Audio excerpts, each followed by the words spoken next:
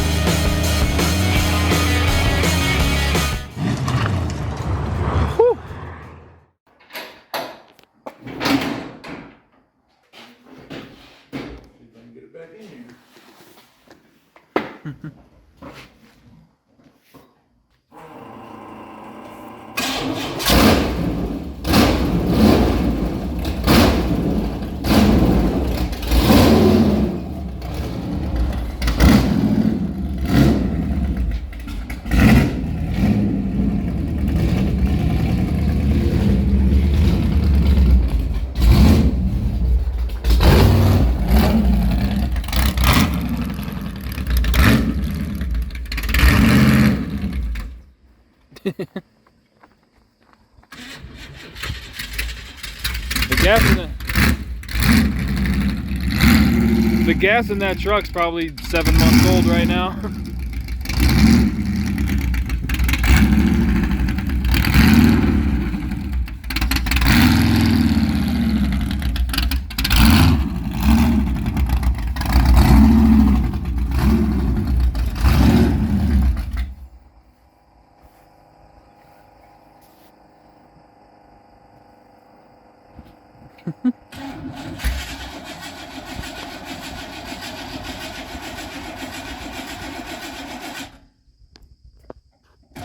Almost made it.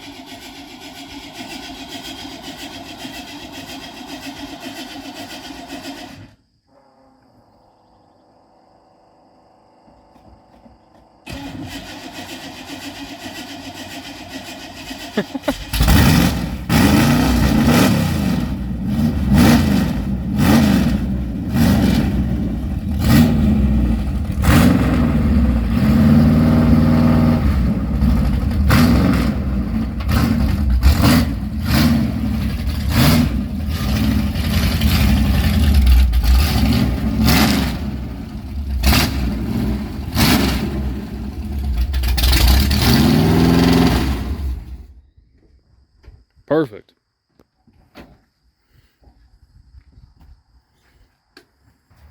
Hey, you made it. All right, I'm back at my place and I've just been working on the RX-7 here for a little bit. Decided to just, for the rest of this season, throw it back together. I'll patch the wheel well there and call it good enough. And then threw the wheel back on that side. I'll put up a picture of the repair. I think it turned out pretty decent and should be plenty strong enough.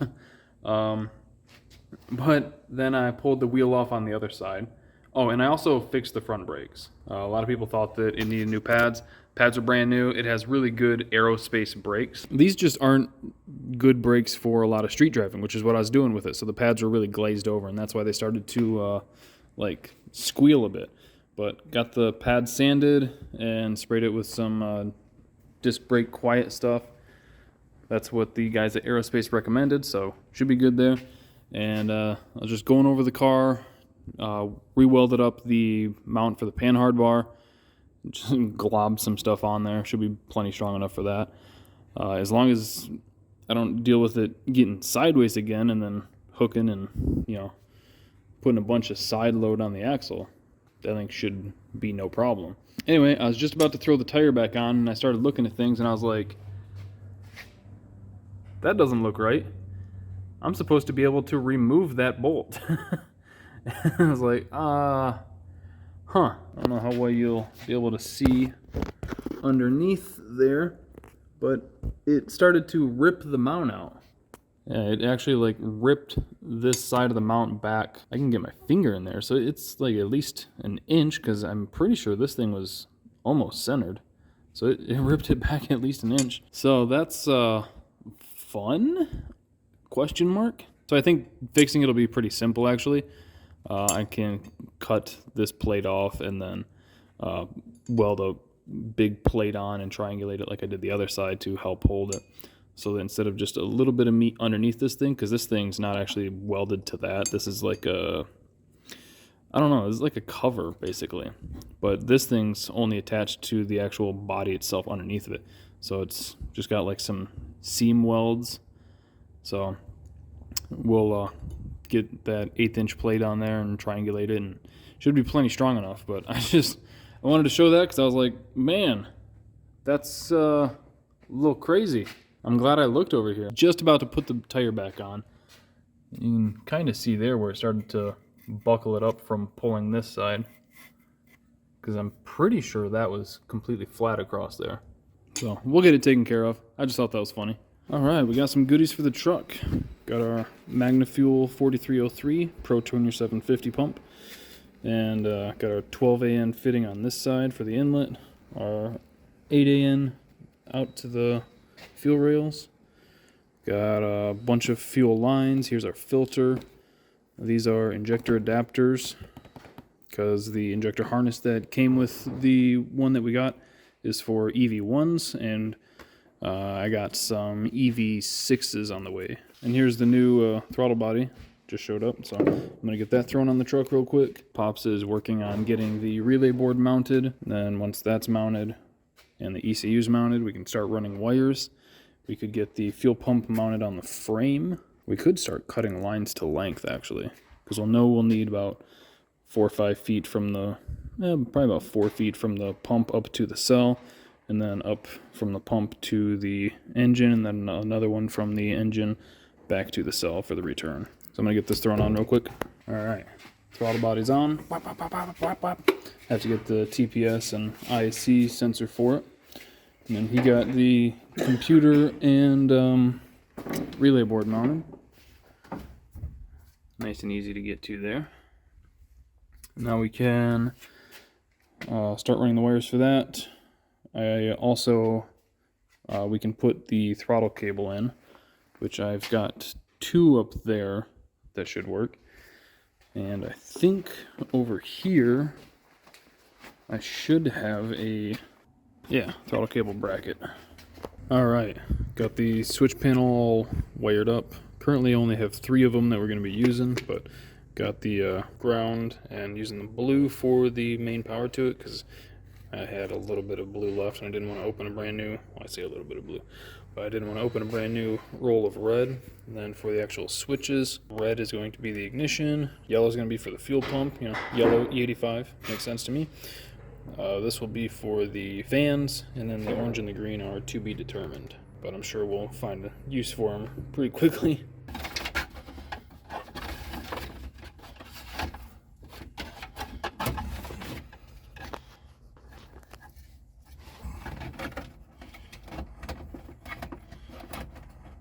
All right, got a bunch of the wiring done. Still needs to be zip tied into place so that it's all nice and tidy, but that's looking pretty darn good. Switch panel is all hooked up and installed. That's great. Wiring harness is mostly zip tied out of the way, but yeah, making huge progress with that. And then we also got the charge pipe mostly made.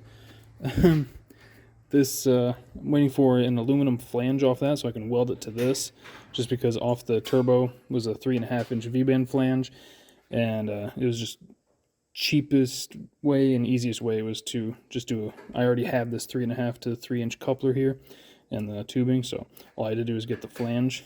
So that's what we're going to do for that. Looks a little janky, maybe, perhaps, maybe someday. Actually, no, I like having the coupler there. So yeah, all that's taken care of. You already saw that the throttle body's on. Pop's got the throttle cable on, works great, goes full throttle, no problem. You can see we'll have tons of room for the radiator hose, so that's looking really good. And man, look how hidden that wiring harness is behind the intake. Yeah. Like that turned out great. And now Pops has crawled under the truck, getting ready to. Smell that. Oh, I thought the tank was already drained. It is. It's coming out of the fuel pump. Oh, all right. Yeah, he's under here getting ready to toss the new pump on. Are you done? Yeah, hand me wire codes. I got these. Everything's okay.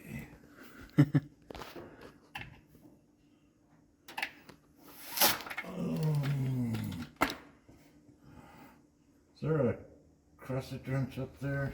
There should be. I just had one. The adjustable hammer. Yeah, left-handed people. Yeah.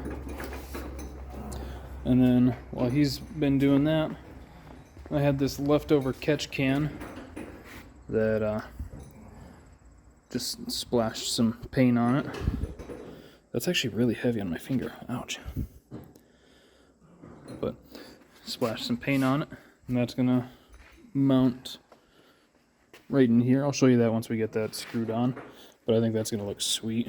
Little splash of color there. It was bare aluminum, so we were thinking about just leaving it bare aluminum, but You got another pair. There better not be fuel in this damn thing. well, you're the one that drained it. Yeah, I know. If there was anything, it shouldn't be coming out right now.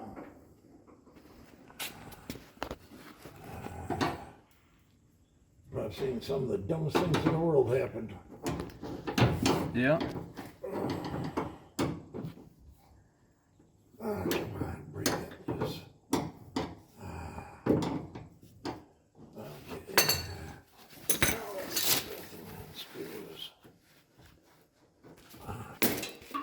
There we go. One jet black fuel pump. I think this was a Holly black or a red maybe, or blue. It was one of those. That other one right here someplace? Right there. A little bit more beef to that one. I figured we'd have to put it on the inside of the frame rail up there. We almost got you. If there was a spider about to crawl on you, would you want me to tell you or no? Yeah. It's just a daddy long leg. But he was thinking about crawling up your pant leg. He's over by the tire now. Okay, come on, right here. So right here's the wiring, right here's positive, and right there's negative. I almost think... How much stuff is in this frame rail here?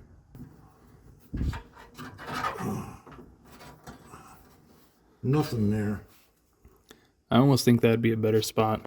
Just because the truck's more likely to do a wheelie now more than ever. So I'd like to have the pump kind of safe. Yeah, and it can be a little forward too. It doesn't have to be all the way back. The farther forward you go, the narrower the frame gets.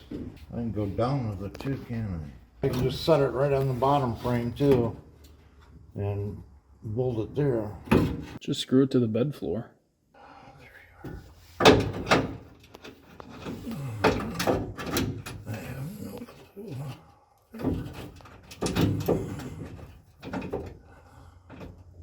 A couple days later, but Snake Eater Injector showed up with a full flow sheet and sticker. And these ones are a little bit different than the ones I normally use. Here you go.